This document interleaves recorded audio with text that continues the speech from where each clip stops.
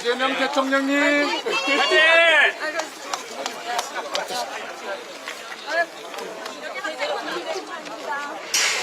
영광입니다.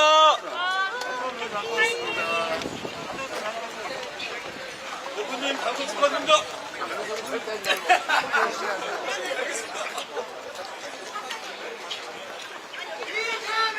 이쪽으로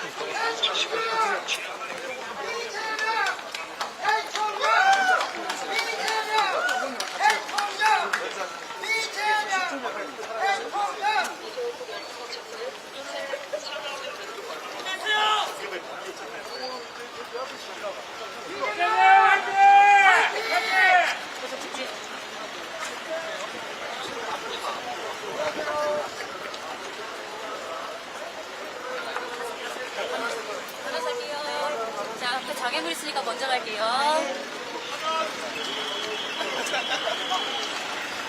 직진할 겁니다.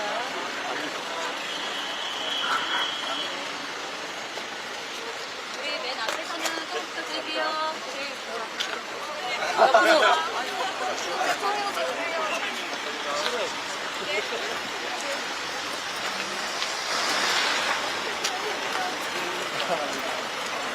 내가 되는 건 알고 만들어주세요.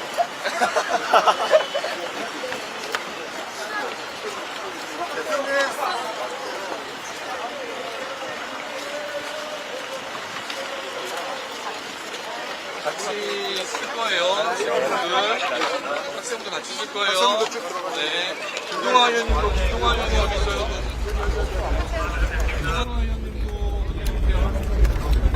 이 옆에 쓰세요. 옆에 쓰세요. 내려오세요. 아, 카메라가 어디 메인이? 약간 측면으로?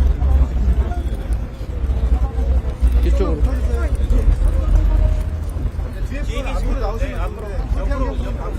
저요? 앞으로. 네, 저게 메인 카메라라니까. 네, 시작하는 앞에 되겠죠? 네. 사전 투표 첫날이고 청년 유권자들도 투표를 하셨는데 사전 투표 소감 먼저 한번 들어보겠습니다. 네. 투표는 우리 대한민국 주권자들의 주권을 행사하는 가장 확실한 수단입니다. 총알보다 투표가 강하다라는 말이 있습니다. 이번 내란 사태도 다시 할게요.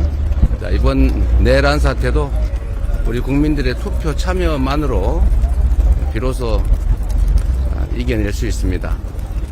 특히 우리 청년들과 함께한 취지는 대한민국이 청년의 시대로 다시 되돌아갈 수 있게 해야 되고, 이번 대선이 그 출발점이 됐으면 좋겠다는 소망으로 함께 했습니다. 사진 목소리 조금만 키워주시면 감사합니다. 아, 그래요? 네, 노력할게요. 네. 네, 이렇게 네. 소감 들어봤고 현안 질문 몇 개 받을 텐데 소속과 성함 밝혀주시기 바랍니다. 네, 먼저. 토니 머니투데이 이소입니다. 지금 사전 투표율이 오전 10시 기준으로 역대 최고치를 기록하고 있는데요.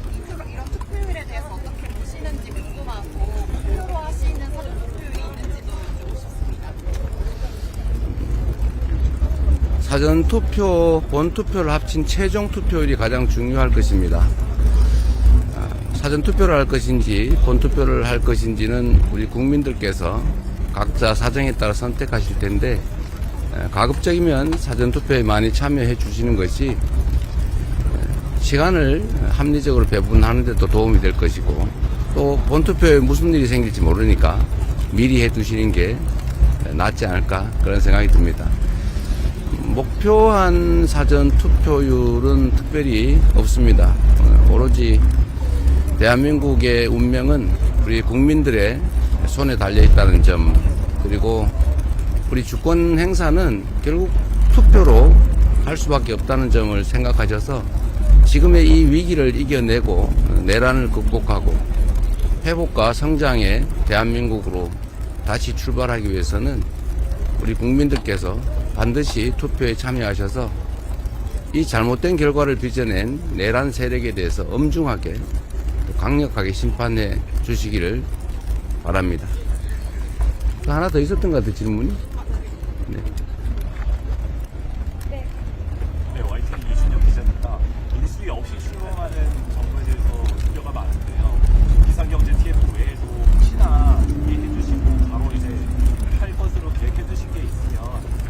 이제 마지막으로 들어가기 전에 하는 말씀, 한 말씀 부탁드립니다. 뭐 막아주시죠.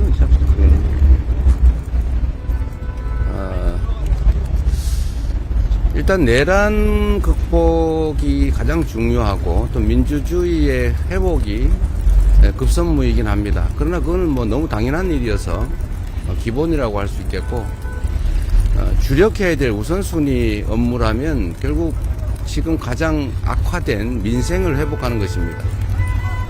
민생 회복을 위해서는 지금 거의 빈사 상태에 이른 내수 경기를 신속하게 진작해야 될 것입니다. 그 외에 통상 문제 해결을 위한 외교적 노력도 시급하게 시작해야 될 것 같습니다.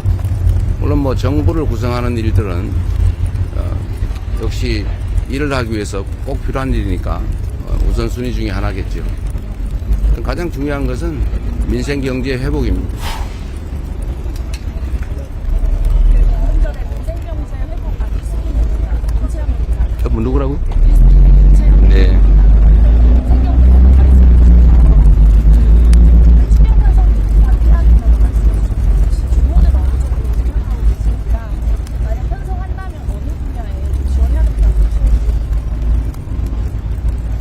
지금 이미 추경을 일부 했는데 우리 민주당이 연초에 주장했던 규모가 30조 원 정도 아니겠습니까? 그런데 다행히 김문수 후보 측도 35조 원 추경을 얘기하고 있습니다. 좀 미리 하시지 이제 와서 35조 원 얘기하는 거 아쉽긴 합니다만 그래도 안 하는 것보다 낫다는 생각이 듭니다. 김문수 후보 측이 얘기한 규모는 최소한이겠죠. 구체적인 추경 내역은 뭐 구성한 것도 있긴 합니다만 크게 본다면 내수 경기 진작을 위한 재정 지출이 가장 크지 않을까 생각이 됩니다. 그리고 우리가 미리 말씀드렸던 산업 기반 확충을 위한 예산, 또 기존 예산 중에 일부 조정할 예산들이 좀 있는 것 같습니다. 좀 불효불급한 우선순위에서 떨어지는 예산들은 좀 조정을 하고 우선순위를 좀 바꾸든지 새로운 예산 항목을 넣든지 하는 작업들도 또 이어서 필요할 것 같습니다. 경험상으로 보면 제가 성남시장 당선 후에 가장 오랫동안 힘들어했던 일이 기존 예산 구조를 조정하는 것이었어요.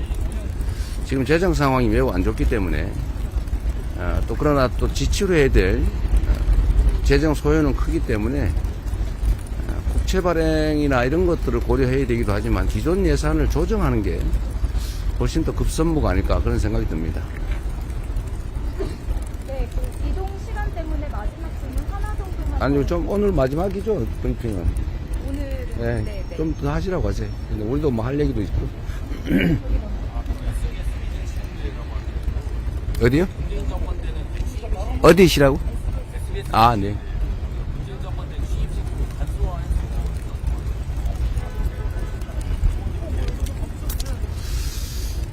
지금 제가 뭐 당선될지 안 될지도 모르고 이 나라 운명이 어떻게 될지도 모르는데 취임식 형식을 어떻게 할지에 대해서 뭐 깊이 고민하지는 않고 있습니다. 그러나 지금 취임식인지 취임 선서는 아마 해야 될 텐데 누가 됐든 취임식이라기보다는 아마 취임 선서식이 되겠죠. 최대한 짧은 시간에 간단하게 하는 게 바람직하지 않을까. 뭐 제가 그렇게 한다는 건 아니고 누가 당선되든 그렇게 해야 되지 않을까 생각합니다. 네. 아까 뒤에 아니, 노아일 미수입니다. 개혁신당 이준석 후보가 TV토론에 이어서 오늘도 그 후보님 아들 결혼 관련해서 소환을 하고 있는데 이에 대한 입장 어떻게 이 엄중한 시기에 내란 극복, 민생 회복에 대해서 또 국가의 운명에 대해서 좀 더 진지하게 고민하는 그런 선거가 되길 바랍니다.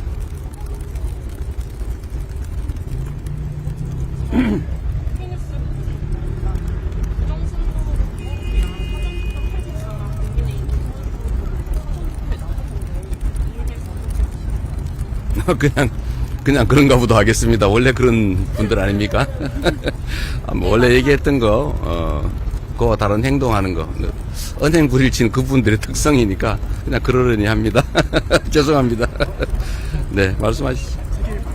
네. 취임식 얘기 아까 나오셨어요. 그러면 이제 대통령 선거 이전까지는 따로 원칙 사태나 이런 건 없으신 건지, 어떻게? 원칙 사태는 따로 없으신 건지. 대체적으로 공직을 자신의 명예나 이익을 위한 벼슬로 생각하는 분들은 그거 왜 안 버리냐 이렇게 얘기하지만, 공직을 국가와 국민에 대한 책임으로 생각하면 그렇게 함부로 던질 일이 아니죠. 지금 그거를 사퇴한다고 해서 다른 사람이 승계를 하면 모르겠는데, 그걸 왜 우리 국민들이 맡긴 일을 그렇게 쉽게 던지겠습니까? 지금 이 순간에도 국회의원으로서 해야 될 책임이 막중하지요. 또 갑자기 제3의 내란이 벌어질지 어떻게 합니까?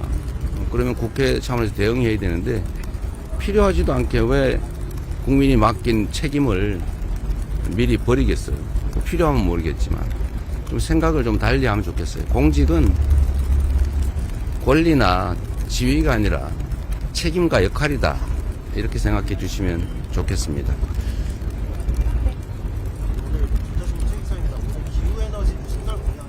네.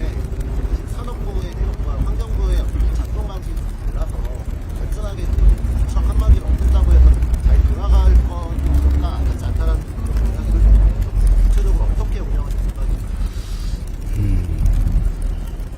이제는 지구의 기후위기 대응이 전 세계적 과제가 됐습니다. 이 기후위기 극복이라고 하는 이 세계적 과제 때문에 이제 에너지 시스템도 완전히 바뀌고 있습니다. 화석연료 의존 경제에서 이제는 재생에너지 중심 경제로 에너지 대전환이 일어나고 있죠. 이 에너지 대전환은 AI 산업 발전과 아주 밀접한 관련이 있습니다. 사람도 손발 쓰는 것보다는 머리를 쓸 때 에너지가 더 많이 소비되는 것처럼, 우리가 인공지능 중심의 첨단 기술 산업 시대로 전환하는 것은 피할 수 없는 일이고, 거기에는 엄청난 에너지가 소모되기 때문에 이 에너지 정책이 또 국가 전략의 핵심이 됐습니다. 그런데 기후 전환, 또 기후 위기에 따른 에너지 전환, 또 산업 전환 문제는 환경과 에너지가 아주 밀접한 관련이 있어요. 근데 지금 이게 환경부는 주로 규제 중심으로, 에너지는 산업 지원 중심으로 가다 보니까 충돌합니다. 그래서 이 문제를 체계적으로 해결해야 돼요. 독일, 영국, 프랑스, 이태리, 호주 뭐 이런 유력 선진 국가들 대부분이 기후 에너지를 통합해서 행정 부서를 만들어 운영하고 있습니다. 우리도 그런 방향으로 가야 되고, 일각에서 혹시 에너지를 산업부에서 떼내면 전기요금 오르는 거 아니냐, 또는 산업 지원에 혹시 소홀해지는 거 아니냐, 이런 억지 주장을 하는 경우가 있던데요. 부서가 어디라고 해서 요금 체계가 달라질 리가 있겠습니까? 그거야 경제 원리나 국가 정책에 따라 정해지는 것인데, 부서가 어디에 편입됐다고 에너지 요금이 달라진다, 이건 말을 안 되는 어불성설, 억지 주장이고, 두 번째로 산업 지원 정책이 혹시 소홀해지지 않을까 하는 점은 역시 기후입니다. 기후. 그거는 역시 정부 정책에 관한 것인데, 그걸 에너지 부서장이 결정할 거라고 생각하는 것 자체가 잘못된 전제죠. 그거는 국가 정책으로, 정부 정책으로 하는 일인데, 그게 산자부에 속해 있든 기후에너지부로 독립하든 오히려 산업 지원, AI 중심의 첨단 기술 산업 지원을 위해서 에너지 부분을 키우려고 하는 거기 때문에 오히려 산업 지원은 더 원활하고 강력해질 거다, 이런 말씀을 좀 추가로 드립니다. 물어보실 것 같아서 미리 말씀드렸어요. 네, 간담회 때문에 지금 조금만 더 하십시오. 이동을 하셔야 될 것 같아요. 연장은 같은 질문인데요.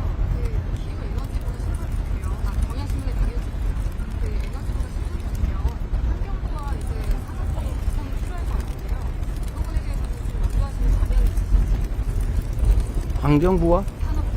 로? 아니, 그걸 당연히 통합을 하게 되겠죠. 그래서 아주 세부적으로 그 내부에 어떤 부서들을 어떻게 배치할 건지 하는 것은 좀 구체적으로 검토를 더 할 필요가 있습니다. 또 토론을 해봐야죠. 관련 부서들 간에. 그렇다고 지금 제가 관련 부서를 불러서 토론할 수는 없기 때문에 그때 가서 세부적인 조정을 하겠습니다. 여기 먼저 합시다. 네, 저 KBS 강준원입니다. 다른 게 아니라 후보님께서는 이전에도 실력 위주로 해서 인사를 하시겠다고 하셨는데 본인을 싫어하시는 분도 뭐 기용을 하셨다는 취지로 예전에 말씀을 주셨었는데요. 실력이 있다면은 네. 만약에 이번에 당선이 되신다면은 대통령실에서도 그런 기준이 곧 적용이 될 수 있는지 궁금합니다.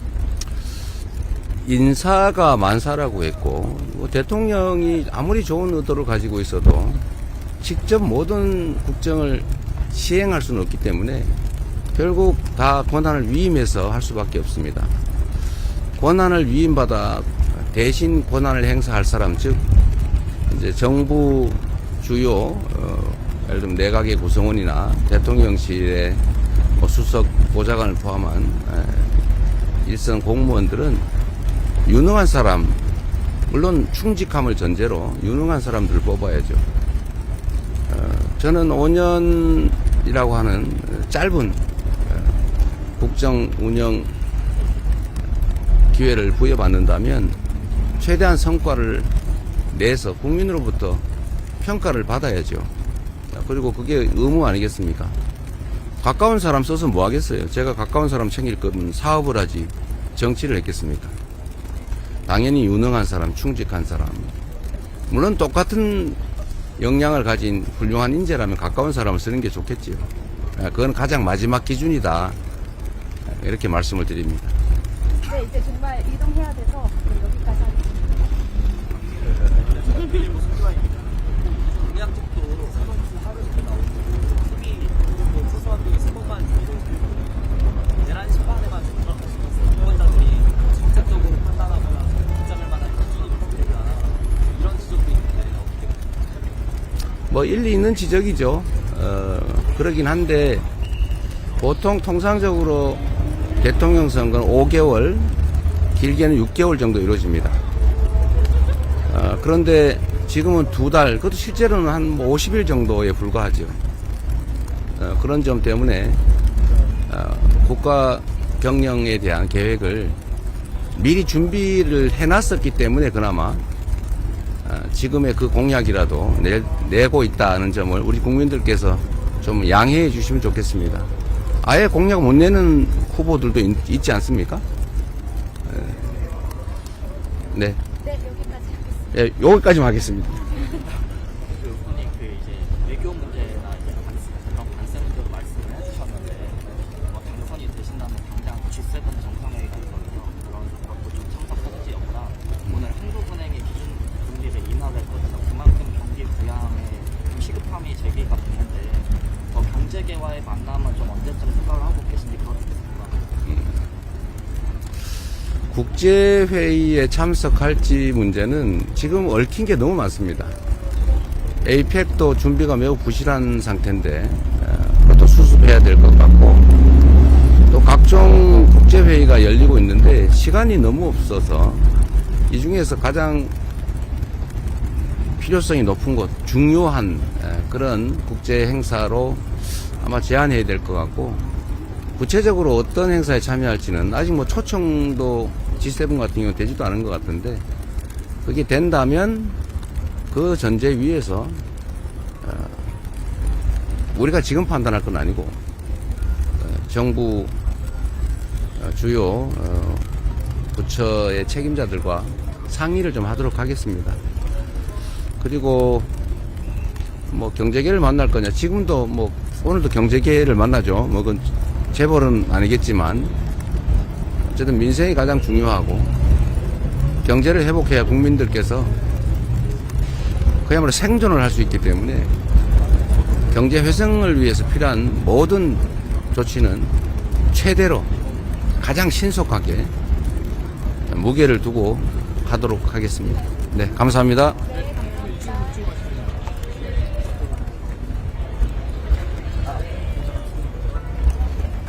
그리고 언론인 여러분, 언론사 여러분, 각별히 부탁 하나 드리겠습니다. 대통령 선거, 뭐 다른 선거도 마찬가지죠. 이거는 국가의 운명을 결정하는, 국민들이 주권을 행사하는 신성한 민주공화정이 실천되는 장입니다. 객관적인 정보, 정말로 정론이 필요한 그런 상황입니다.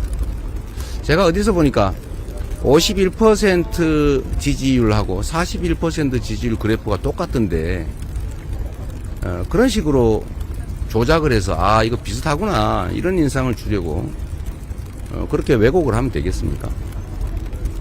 그리고 없는 사실에 대해서 누가 주장한다고 마구 쓰거나, 언론이 진실을 규명을 해서 진실을 보도하려고 노력을 해야지, 허위를 유포하기 위해서 허위 조작에 공조해서는 안 되는 게 당연한 것 아닐까요?